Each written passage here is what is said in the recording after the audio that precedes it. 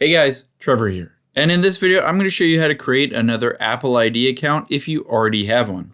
Now you can see if I head into my settings and I tap on my name at the very top, I already have an Apple account.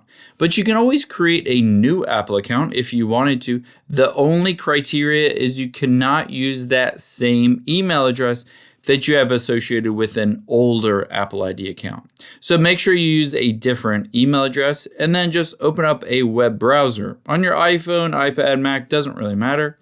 And on here, we're going to go to the website account.apple.com.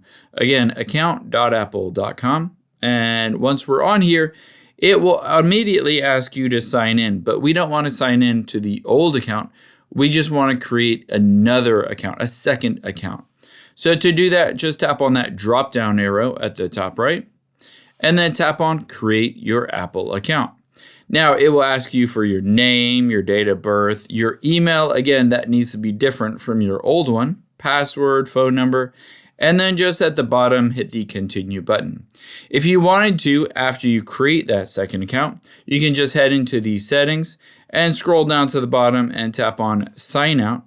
And usually you'll choose sign out, but don't erase your data, and go through the process of signing out of your old Apple ID account and then just sign into the new one that you just made. I hope this helps. If it did, hit the subscribe button down below, and I'll catch you on the next one.